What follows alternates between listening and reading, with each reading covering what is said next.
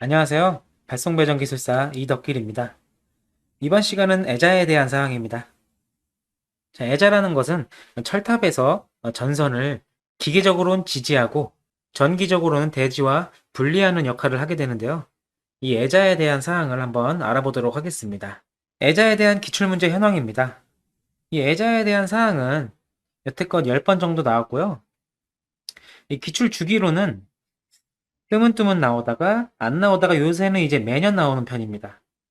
그런데 이제 올해는 안 나왔는데 이 애자에 대한 사항은 자주 나오니까 꼭 준비를 해야 됩니다.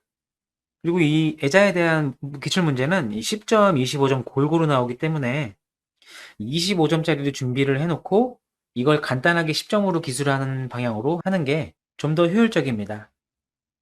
이 10점짜리로만 준비해 놓으면 25점짜리로 늘리기는 힘들거든요. 이 25점짜리를 준비해 놓고 10점으로 간략하게 축소해서 기술하는 거는 그나마 좀 수월한 편입니다.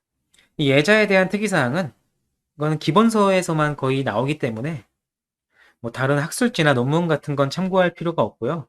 기본서에 집중하시면 됩니다. 자, 이제 공부 방향에 대해서 한번 알아보겠습니다. 자, 여태껏 이제 예자에 대한 기출문제를 한번 보겠습니다. 크게 세 가지의 분류가 되는데요. 가장 이제 준비를 잘 해야 될 게 이 삼락전압에 대한 사항이고요. 이 두 번째로는 이 기술적인 사항입니다. 애자의 개수라든가 전압 분포라든가 이런 사항이고요. 그 다음에 세 번째로 염진에 대한 이 사항이에요. 그렇게 이제 세 가지로 준비하시면 되는데요. 자, 그럼 이제 기출문제에 대해서 이제 어떻게 정리해야 될지 한번 보겠습니다. 첫 번째로 이제 삼락전압에 대해서 얘기했었죠? 이 삼락전압에 대해서는 가장 준비를 잘 해놔야 됩니다.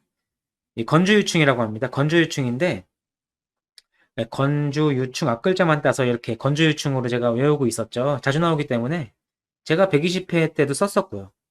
그리고 두 번째로 기술적인 사항입니다. 분단 전압이나 이제 애자의 각각의 전압 분담이 어떻게 될 것인지, 그 다음에 애자의 개수를 어떻게 결정할 것인지 이거에 대한 사항이고요. 세 번째 염진애입니다. 근데 이제 첫 번째 삼락전압 같은 경우에는 이 10점짜리로도 나오고 25점짜리도 나오기 때문에 이 네 개를 묶어서 25점짜리로 준비하시면 됩니다. 자, 이 기술적인 사항에 대해서는 좀 이제 송배전공학에서 스토리적으로 좀 공부를 해야 돼요. 이제 애자의 분담 전압이 어떤 원리로 이루어지는지, 그 분담 전압이 너무 과도하게 분담이 치중되면은 어떤 일이 발생하는지, 그리고 이 분담 전압을 개선하기 위해 어떻게 하는지, 그래서 최종적으로 애자의 개수는 결정해서 이게 결정되는 내용이 절연 계통의 우리 송전 계통의 절연 협조와도 이어집니다. 애자의 개수는 그 전선과 대지 간의 절연 능력을 나타내기 때문에 이 애자의 개수를 결정할 때 이 주수섬락전압과 연결이 됩니다. 이 주수섬락전압을 기준으로 애자를 결정하게 되는데 그 사항에 대해서 이 송배전공학 애자 파트 맨 뒤쯤에 나오게 됩니다. 그 스토리적으로 이제 공부를 좀 해주셔야 됩니다. 그리고 염진에 대해서는 이거는 이제 스토리가 이어지진 않고 이제 에세이죠. 단독으로 이제 알아둬야 되는 내용인데요. 이제 염진해를 방지하기 위해서 뭐 애자 활선도 청소하고 애자 개수도 늘리고 이제 염진해 전용 애자를 설치하다던가 이런 외울 내용이 많기 때문에 저는 좀 필수 내용만 집중하기 위해서 이렇게 두 개만 저는 준비를 해갔었습니다. 만약에 이제 염진해 나온 지 조금 됐고 주기도 됐다. 그러면 이제 염진해도 준비해야 되는데 이제 각자 기호에 맞게 이 염진해를 한번 고려해 보시는 걸 한번 생각해 보시길 바랍니다. 자, 이제 참고 도서에 대해서 말씀드리겠습니다. 자, 이렇게 크게 세 가지 도서만 참고하시면 됩니다. 뭐 이거는 뭐 학술지 내용이 아니기 때문에 이것도 역시 기본서 내용입니다. 이렇게 세 권만 참고하셔서 제가 페이지 내비게이팅 해드린 대로 이렇게 보시고 정리를 하시면 됩니다. 자, 그럼 이제 애자에 대한 답안 작성 예시를 한번 보겠습니다. 가장 잘 나오고 기본적인 문제인 그 애자의 섬락전압 한번 보겠습니다. 섬락전압일 때 근데 이게 10점짜리로 나온다면은 자, 이게 22줄이지 않습니까? 이 지금 네 가지를 기술해야 돼요. 그러면 저는 이제 이거는 거의 운전면허 공식 그 하듯이 보자마자 120대 이렇게 했습니다. 120회 때 이렇게 해놓고 이게 22줄이니까 두 칸이 비면 이게 20칸이지 않습니까, 이게? 그럼 다섯 칸씩 이 다섯 칸씩 제가 나눴어요. 그렇게 해가지고 건조섬락, 주수섬락, 그 다음에 유중섬락, 50% 섬락전압 해놓고 그림을 다 그렸습니다. 이렇게 애자 그려놓고 그 다음에 이제 주수섬락전압, 건조섬락, 주수섬락 이렇게 해서 이런 포맷으로 하면은 10점짜리로 간단하게 되는데요.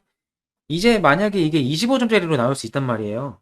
근데 이제 섬락전압의 종류에 대해서 10점짜리로 쓰면 이렇게 간단하게 종류만 설명하면 되는데 이제 25점짜리로 나오면은 만약에 개요를 설명해 줘야겠죠. 뭐, 애자란 무엇인가? 이제 섬락이란 어떤 것인가? 섬락이라는 것은 뭐 이렇게 정기적으로 설명을 해줘야겠죠. 정기적으로 도통되는 상태다. 뭐 이런 걸 적어줘야 되고, 그 다음에 이제 이거에 대한 사항을 적어줘야겠죠. 이 섬락전압의 종류를 한번 적어줘야겠죠. 종류를 적어주고, 그래서 이제 이 섬락전압을 시험을 했을 때 이거 갖다 뭘 하는가? 이 주수섬락전압으로 애자의 개수를 결정해서 계통의 절연을 설계한다. 이런 스토리적으로 우리가 답안을 기술해 줘야 돼요. 25점짜리로는.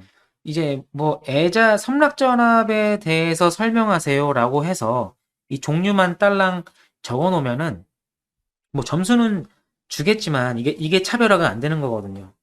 예, 처음부터 논리대로 그게 뭔지, 종류가 어떻게 되는지, 그래서 어떻게 설계하는지, 계통을 어떻게 설계하는 것까지 이 최종적으로 계통의 절연을 설계하기 위해 지금 이 애자 성락 시험을 하는 거거든요. 심심해서 하는 게 아니고. 예, 그렇기 때문에 이런 식으로 준비를 해 놓으시면은 애자에 대한 사항은 충분히 정리를 잘 해 놓으실 수 있습니다. 자, 여기까지 해서 이번 시간은 여기서 마치겠습니다. 감사합니다.